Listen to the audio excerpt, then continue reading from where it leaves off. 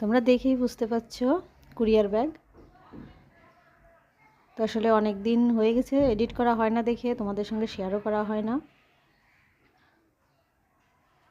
তো কুরিয়ার আসছে, দেখো আমাদের বাড়ি থেকে যে বড়ি আছে, এটা হচ্ছে কুমড়ো বড়ি।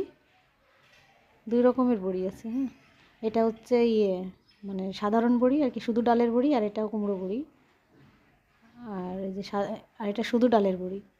আর এতে আবার ডাল আছে কয়েকটা, কলার ডাল বড়া ভাজা খাওয়ার জন্য। আমি কলার ডালের বড়া ভাজা খেতে খুব পছন্দ করি, সেজন্য মা একবারে কয়েকটা ডালও দিয়ে দিছে ওর ভিতর। এটা আছে, আরও আছে। তেল আছে, সরিষার তেল এখানে 5 লিটার। আগের তেলটা এখনও পুরোয়নি, আগে 10 লিটার পাঠাইছিল, সেটা এখনও অর্ধেক শেষ হয়নি।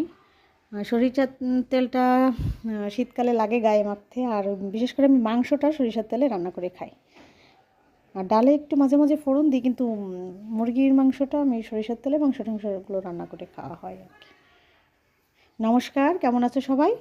টুইন বেবি অ্যান্ড মমসের আরও একটি ব্লগে তোমাদের স্বাগত জানাচ্ছি।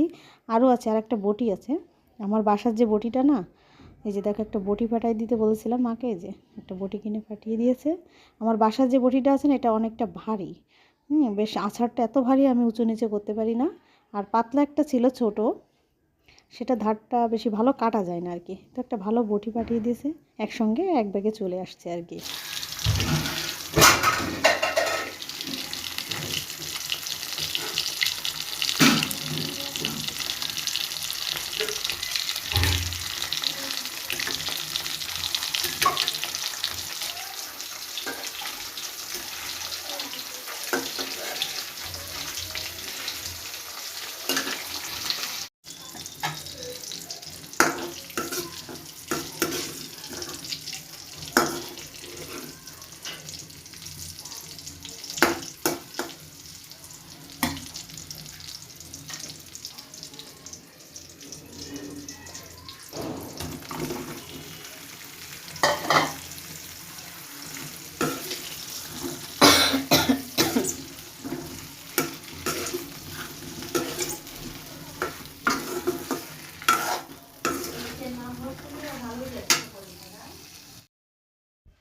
আসলে না, ভিডিওটা অনেক দিন আগের, কারণ তখন একটু গরম ছিল, বড়িটা আসছে একদম শীতের শুরুতে, তো সেটা আমি তোমাদের দেখালাম অনেকটা দেরিতে।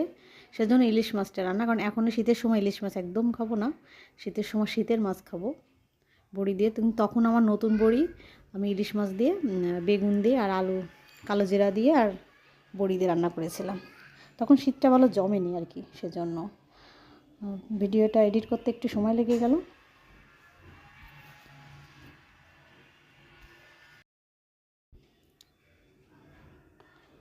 লবণ হলুদ দিয়ে নিই, লবণ হলুদ দেবো, মাছ ধোয়া পাত্রটা দিয়ে হলুদটা দিয়ে দেবো।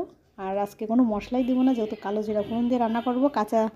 কাঁচা মরিচ দিয়েছি কয়েকটা, একটু ঝাল ঝাল করে একটু মাছ রান্না করব। যখন বড়িটা নতুন, তো এর জন্য মানে যা যা যে তরকারিতে দেবো সেটাই ভালো লাগবে আর কি।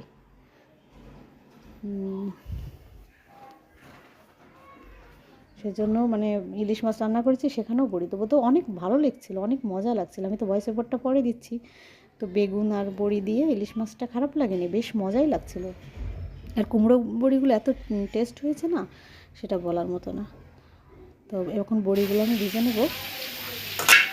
আসলে কুমড়ো বড়িগুলো একটু ছোটো ছোটো, গ্রামে না কুয়াশা কাটতে কাটতে অনেকটা বেলা হয়ে যায়, সেই জন্য একটু ছোটো ছোটো করে না দিলে সেটা আমাকে জলে ফেলতে হবে।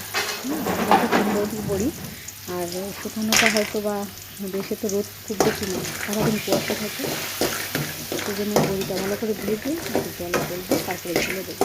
তাহলে একদম ঝোল ঢুকে টইটুম্বুর হয়ে যাবে।